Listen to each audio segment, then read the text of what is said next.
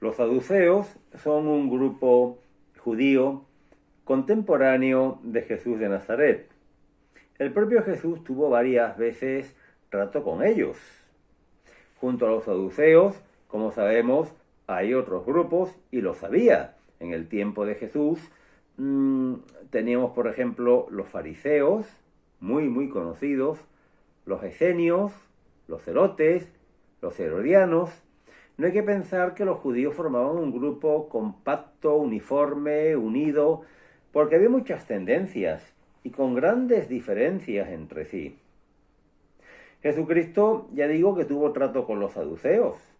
Por ejemplo, el diálogo que mantuvo con ellos cuando se le acercó un grupo para preguntarle acerca de la ley del levirato y la resurrección. Una pregunta trampa que le hicieron, en la que Jesucristo no cayó.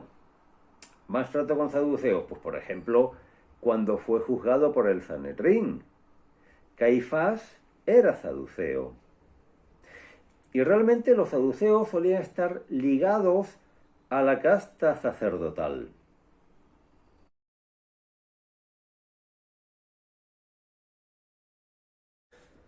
No creían en la resurrección. Tenemos un ejemplo muy clarito en los Hechos de los Apóstoles, cuando un grupo de judíos quiere linchar a Pablo en Jerusalén. Interviene la guarnición romana y el tribuno Claudio Silas se lleva a Pablo a la fortaleza Antonia.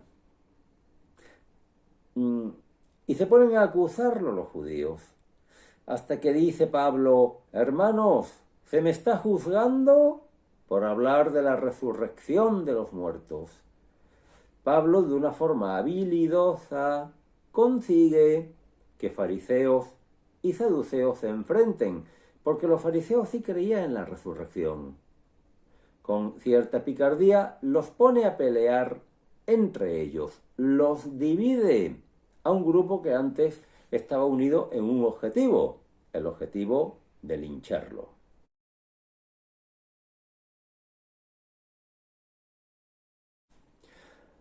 Los saduceos basan su creencia, su ley, fundamentalmente en la Torá, es decir, en el Pentateuco, en los 5 primeros libros de la Biblia.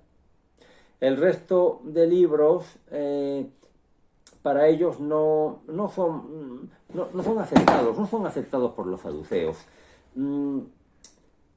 Nosotros tenemos 46 libros en el Antiguo Testamento. Los tenemos así, contabilizados, desde que en el siglo IV la Iglesia cerró el canon. Pues de esos 46 libros del Antiguo Testamento, para los saduceos solamente son válidos los 5 primeros.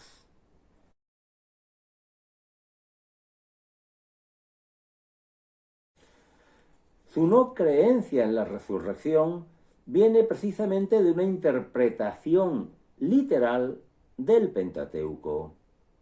Si cogemos la Biblia y vemos los 5 primeros libros, ¿verdad? El Génesis, Éxodo, Levítico, Números, Deuteronomio, veremos que no se habla de la resurrección.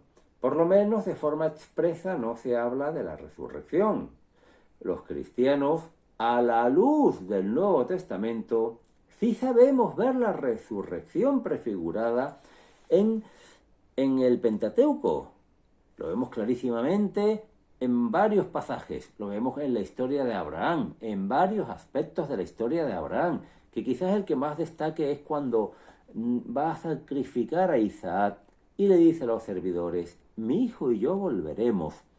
En la historia de Jacob también son varios episodios del Pentateuco en lo que vemos claramente prefigurada la resurrección.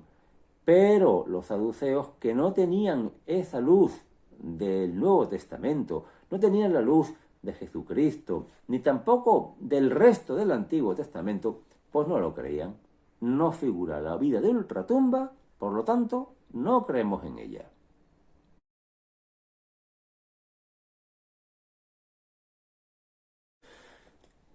Efectivamente, el hecho de que los saduceos no creyeran en la resurrección no significa que tuvieran un concepto despectivo de la naturaleza humana. Pensaban que no había vida más allá de la muerte. Bien, pero eso al mismo tiempo ocasionaba una gran valoración del cuerpo. El cuerpo realmente es nuestro modo de ser, de estar en el mundo y de relacionarnos con él. Nos relacionamos con la naturaleza a través de nuestro cuerpo. Nos relacionamos con el prójimo a través de nuestro cuerpo. Con nuestro cuerpo servimos al otro. En nuestro cuerpo se nos sirve a nosotros. A través del cuerpo captamos la realidad y expresamos lo que queremos comunicar. Para el saduceo, por lo tanto, esa relación, porque es que no hay humanidad sin relación, se expresaba a través del cuerpo. Una vez muerto el cuerpo, ¿qué relación va a haber? Se vinculaba tanto la capacidad de relación al cuerpo humano que era lógico también, por otro lado, que no tuviesen la fe en la resurrección al no constar literalmente, como hemos dicho, en el Pentateuco, que es la única escritura sagrada para ellos.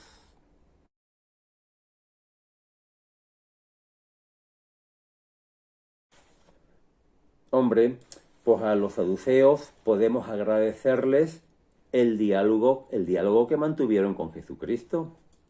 Ese diálogo en el que primeramente empiezan a poner un supuesto de aplicación de la ley del levirato.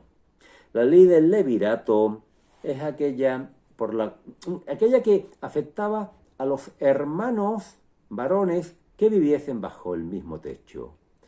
Si uno de ellos, casado, moría sin descendencia, su hermano estaba obligado a casarse con la viuda, y el primer hijo que tuvieran se consideraba hijo del hermano difunto, y de esta forma se mantenía el linaje.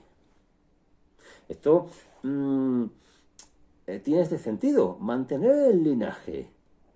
Para un judío es horroroso que su linaje se extinga, ¿no? Que se acabe el árbol genealógico en él, ¿no? Una rama del árbol genealógico en él.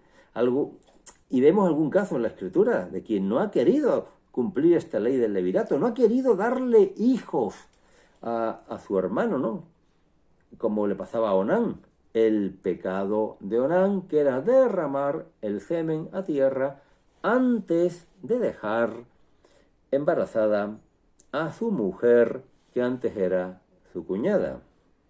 Bien, esto en cuanto a la ley del levirato. ¿Qué le podemos agradecer a los saduceos? La respuesta de Jesucristo a su pregunta. Ellos le ponen el supuesto de una señora que, aplicando la ley del levirato, ha estado casada con 7 hermanos y ninguno de ellos la ha dejado embarazada. Cuando llegue la resurrección, ¿de quién será esposa? Es cuando le dice Jesucristo que en la resurrección serán como ángeles en el cielo. Pero aparte de la propia naturaleza de cuerpo glorioso, de cuerpo transformado, cuerpo, porque no dejamos de tener cuerpo, en la resurrección recuperamos el cuerpo, pero es un cuerpo transformado, da un dato muy interesante Jesucristo. Dice, ni ellas tomarán marido, ni ellos tomarán esposa. Luego, después de la resurrección, seguiremos siendo ellos y ellas. Seguiremos siendo sexuados. Esto lo explica, por ejemplo, San Juan Pablo II en sus catequesis sobre la teología del cuerpo, con lo cual el sexo que tenemos desde el momento de la concepción es para toda la eternidad, no solamente hasta que nos muramos. Con la muerte se acaba el matrimonio, porque pasamos de la simple comunión interpersonal a la comunión de los santos. Pero no se acaba el ser sexuado. Esto que nos aclara Jesucristo en este pasaje, si lo tenemos, es precisamente por el interrogatorio que le hicieron los saduceos. En ese sentido, bueno, podemos agradecerles algo.